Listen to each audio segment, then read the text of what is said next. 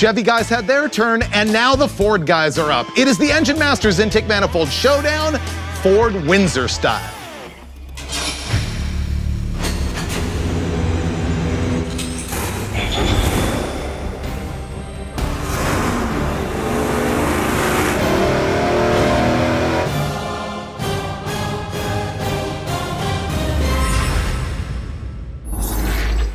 Man, I love when we get to do head-to-head, brand-to-brand shootouts. This time, it's different intake manifolds for a Ford 351 Windsor. These things are great because we're gonna give you not only the power numbers, but also the price, so you can decide what works best for you.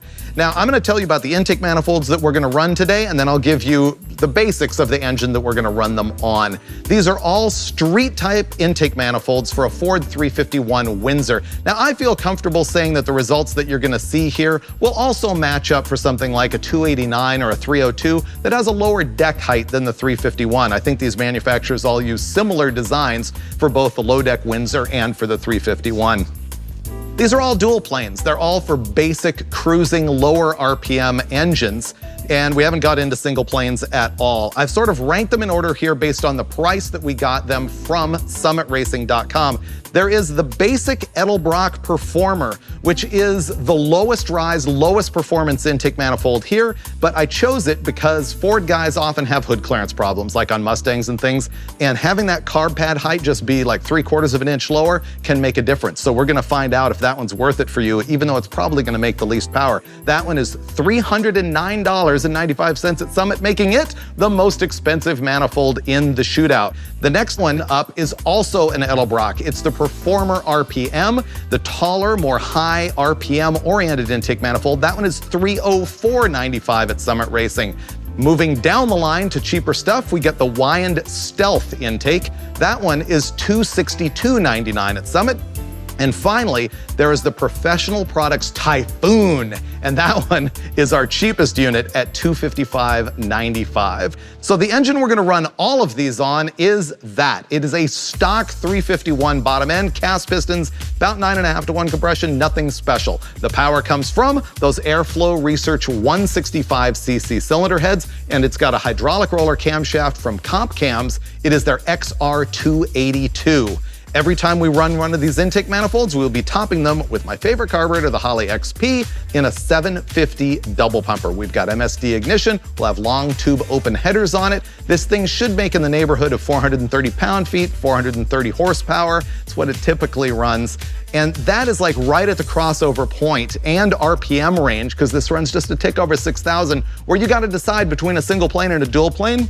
And that means we're really gonna be taxing the airflow of all of these. So the one that makes the most power is definitely the best intake manifold. We're gonna bolt up the Performer first, slam it onto the 351, and roll that junk into the dyno cell. Okay, bros, you ready for Ford intake manifold shootout? I love Fords. You love them? I love them. All right. They're almost as good as a big block Chevy. It'd be better if it was a 5.0. Well, or a 429 Boss. Or that, yeah. Yeah, so it's just a 351, and right now we got that Pucci Edelbrock Performer on there. Of the 4 intakes we're gonna test, I feel confident saying this one's gonna make the least average power. I haven't even looked at the Pro products. I'm familiar with the other 2 manifolds already. They're usually Is the pretty Pro good. products a knockoff of a Performer RPM air gap or something? They're not air gaps, they're just RPMs. Okay, Yeah. Performer RPM. Yep. Okay. Yeah. Yep. So we've seen this engine make 430 horsepower in a past configuration. It's different now. It's got a 165 head on it instead of the 195. So I don't know what's gonna happen. I guess we find out. All right. Okay.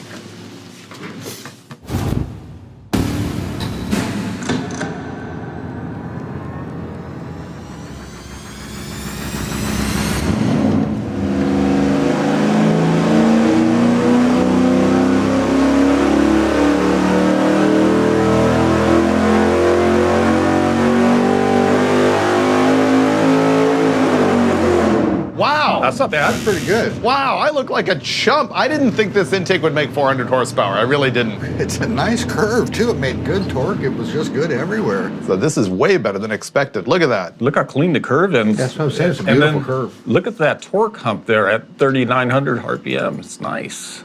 So we just made 425.2 pound-feet of torque at 4,000 RPM and 419.8 horsepower up at 6,100 RPM. I did not see that kind of power spread coming out of this intake manifold. You know what I'm impressed with? That's a 2,100 RPM spread between peak torque and peak power. Which is probably more a function of the camshaft and cylinder head. Yeah. Yeah, but the fact that that intake manifold could pull off 420 horse nearly, and make it to 6,100. I'll eat my words. I mean, I still think the others are going to be better, but that's mind-blowing that it was capable to do that much. Good. Yeah, no, I'm pretty happy. It's going to be fun. We hadn't done any Ford intake stuff yet, and it'd be good to see. Yeah. All right, let's go pick another one to install. Let's flip coins. What's next? You want to flip a coin for which one to install next? Nah, you'll decide anyway. Okay.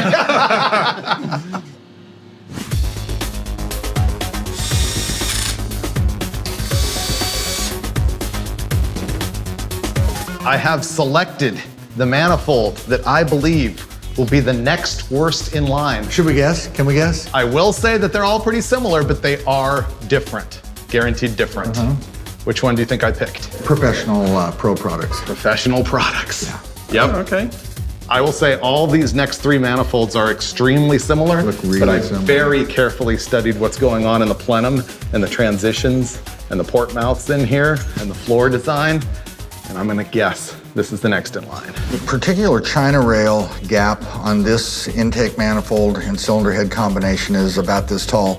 The China rail itself is fairly narrow, so what we're having to do is I'm kind of patching one together, kind of building a wall. I put some silicone down, then patched a cork in, then I'll put silicone on top of that to build it up. I've done this before, and it sticks and holds and does a great job. So we've gone with the cork and the sauce. Extreme measures here on Engine Masters.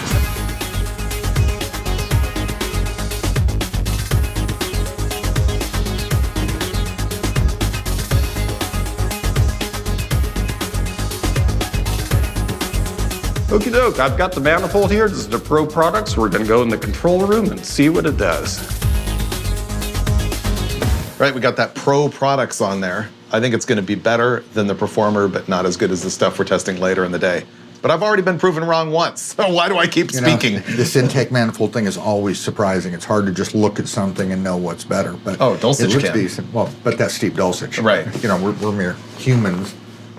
Oh, you guys, You're the all-knowing engine I master. really appreciate that, but I find it very hard to pick out on this particular test because the manifolds are so similar in configuration. But if you really dig deep in that plenum, there's some differences. All right, let's fire it up and find out. Okay. Less chatter, more action.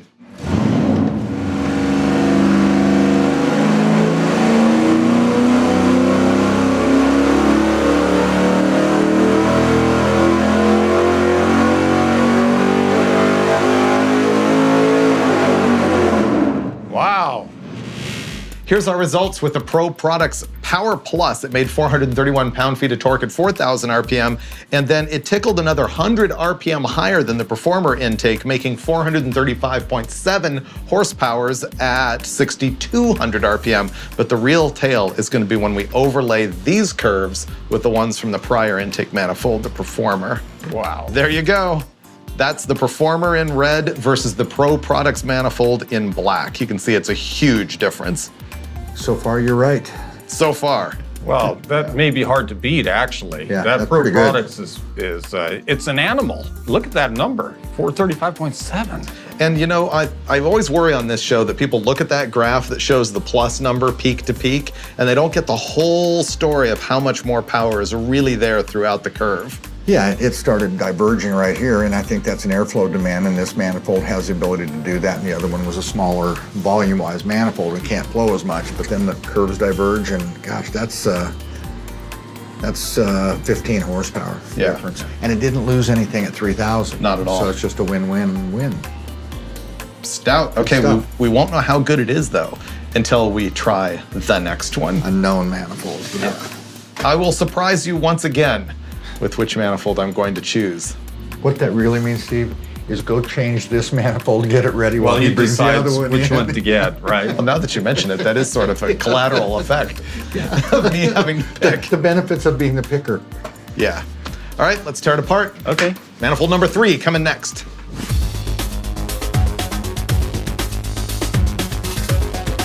Okay, guys, I'm surprising you with my next choice. It's a 50-50 chance. It is It's either the Edelbrock or the Wyand, and I'm going to say the Wyand. the Edelbrock RPM. Now, by power of deductive reasoning, you would realize this means I think the Wyand might make a little more power.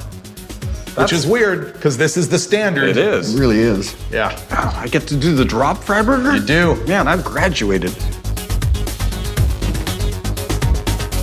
Our third intake manifold here is the one that we normally consider the best overall for a street engine under 6,500 RPM. It's the Edelbrock Performer RPM dual plane. And the reason why I told those guys it was a surprise that I would pick this one is normally we would run it last, expecting it to make the most power, and it might. But I was looking at this versus the Wyand, and I don't know, I just had a hint of an inclination that the Wyand might make a speck more power, so we're gonna run the Edelbrock as the third intake. All right, this is the gold standard, the Edelbrock RPM. It's the one everybody uses. It's the one I always recommend. Yeah. But looking at these other two manifolds, I think it's got some competition here. It does. I'm just kind of going to have to reserve judgment until I see what we've got from the dyno. He's smart. Okay. Well, thank you, I'm Robert. itching. I'm itching. We're there. We're ready to run. Run it.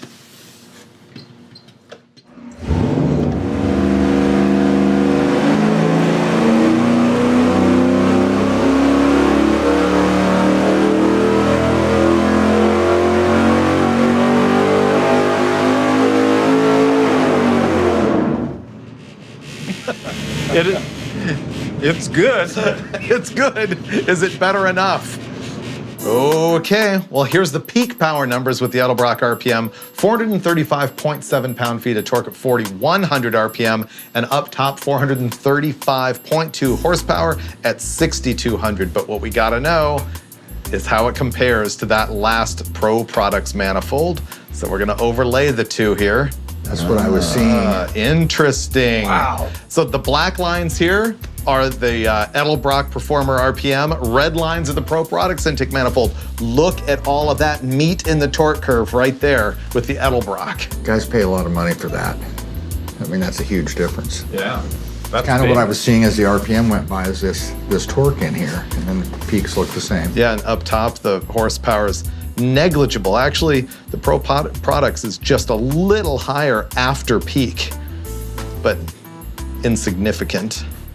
Wow, that's interesting. So this is the difference in $50 and American-made Edelbrock versus Chinese Pro Products. That's a $50 difference? I'd spend the $50. Oh, yeah. Yeah, look at that. That's a lot of meat in the torque curve right there. Absolutely. Interesting. That's why it's the gold standard, right? I guess so. So I feel comfortable saying that the RPM wins that contest, and you'd probably notice it, maybe not just driving around the car, but at the drag strip. I think that's worth a little. Yeah, it's a bunch. Yeah. Sometimes you just can't give it away even just knowing. Right. I mean, how do you give away Right. 15 for $50? Yeah, you can't. Now the heat is on me, though, because I claimed that the Wyand might be just a skosh better. Can I define skosh? Can I Yes. go down to like half a number? No, Is no. that okay? I had my $5 bill out, so I don't know. So interesting. Next up, we have to go install the Wyand. I don't know what the fancy name is for the Wyand. You bought it. I know. It's Stealth. Wyand. Is it a stealth? Is it a stealth? I think. All right, moving on to the Wyand intake now. Swap them out. Now it's just parts.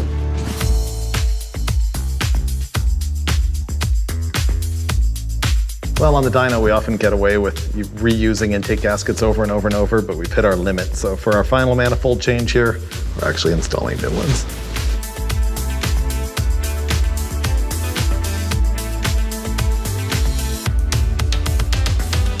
I need the Wyand to work so that I look like the airflow soothsayer. The manifold whisperer. Exactly. That's a worthy goal, Freiberger. We're about to find out whether or not it's true. Right, here we go with the Wyand stealth intake that I'm hoping makes a tiny bit more power because I believe it's got a little bit bigger runner size and a little bit more plenum volume. Well, I wish you luck with it, Freiberger. I mean, I really I've got no idea. I want this win on your ticket here. Thanks, buddy. Yeah.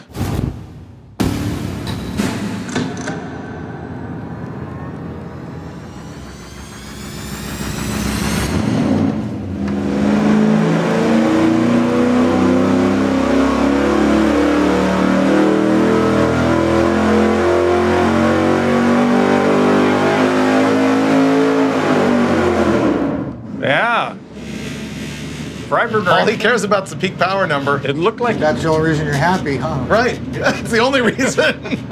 Let's have a look. All right, our Wyand Stealth intake manifold. Here's our peak numbers: 426.5 pound-feet of torque at 4,100 RPM, and up top 436.7 horsepower at 6,100 RPM, thereby making me look like the Nostradamus of intake manifolds, Wow, at least as far as peak horsepower goes. How did you predict that, Freiberger? It's uncanny. Wow. Hard to say, but let's look at the overlay because I have a feeling that the I don't torque think the torque is quite not as good. quite where I wanted to be. Whoa, there you go. Whoa. Oh my goodness. The Wyand is the black line and the Edelbrock is the red line. So even though the Wyand tickled a little bit more horsepower up at the top, that volume I was talking about in the runners and the plenum absolutely destroyed the torque down here. So you gotta say the overall winner is our old standard, the Edelbrock Performer RPM. By a long shot. Look By at a the long torque shot. difference. There's as much as 15 here. Yeah. You know, we're looking at 415 versus 432, 17. Yeah. Like 434, Now that's 419. Yeah. That's massive. Well, you know what Yeah. that is? That's the difference between a power curve and a magazine number, basically.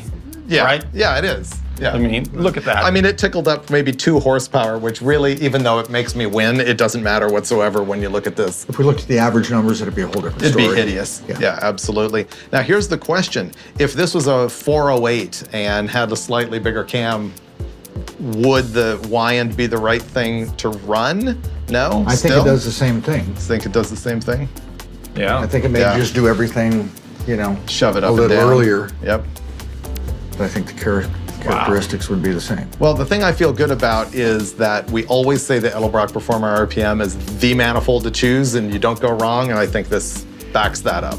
You know, I don't know what sort of math they use, but they did it right on Fords and Mopars and Chevys and big blocks and small blocks, and it's just Everything. amazing, really, how universal that thing is. So next up, I think we need to look at how the Wyand did compared to the Pro Products intake. Oh, snap. Wow. Yeah. The Pro Products is better than the Stealth, below 4,000 RPM and identical up top. Interesting. I wonder if that has to do with the larger plenum size and runner size that I was observing in the Wyand. Yeah, you would you'd think that, but then wouldn't you also think that it might carry a little bit more at the top if it's, There you if it's a have it, volume yeah. situation? Yeah, it's so. just not Yeah. as good at the bottom and pretty close from the mid-range on up. Interesting. Here's the last thing I want to do. Let's compare the Performer RPM versus the Performer, our best and our worst. Okay. Let's have a look. Look at that. Mm-hmm. That explains a lot. Back down here where there isn't that much airflow demand, they're much closer and they get further and further apart as they climb. So the black lines here are the Performer RPM and the red line is the regular Performer. So if you are a Ford guy looking for a lot of hood clearance and you need that Performer, you now know exactly what you're giving up. And here's something you guys don't know. You know what the most expensive manifold is that we tested here? The Performer. The Performer at $309.95 at Summit Racing, and the RPM is $304.95. Well, it's $4. I have a question for you. Yeah. You talked about a bigger motor, and I said that I thought they would do kind of the same thing. If it were a 289 cubic inch engine with these manifolds on it, do you think that we're going to see that sort of difference when there's not the same air demand? I think the it'll narrow Performer up. does better. Yeah, it'll narrow up. You think it does better? I think it tightens up the difference. It tightens up the difference. Yeah. Yeah, for sure. But here's the other thing I've always said is no matter how lame your engine is, you can't really go wrong with the RPM. No. You and I tested one a long time ago on a stock Chevy 305 that made like 280 horsepower, and actually the RPM was the same as their Performer. It just made no Okay. difference. Okay. Which is why I think if you're gonna spend the money, you might as well get the better one, and it looks cooler anyway. Yeah, it does look cool. What's it all about, right? Well, good stuff. Yeah, that was a really good test. I love doing these head-to-head shootouts, and I think it's interesting that the Performer RPM won when we did the Chevy, and it did it again on the 351 Ford. The thing I like about this is it's engine specific. The guy with a 351 gets to see which manifold he wants to choose. It's not theory, it's not kind of guessing at things. I mean, it's A/B testing. It's exactamundo. Cool. Thanks, Done. Brulio. Thanks, guys. Yep. See you All right, next time. Steve-o.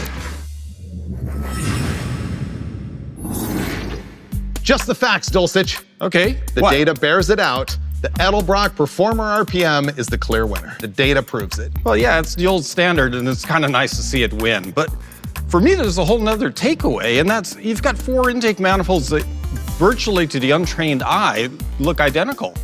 But there's 16 horsepower difference top to bottom, which is a lot. It's huge, yeah, all through the curve. So you can't just pick your favorite logo and just slap it on, right?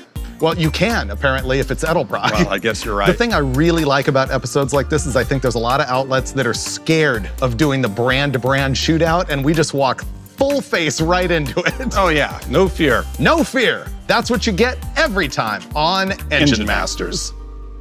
I don't know what the beef is here, but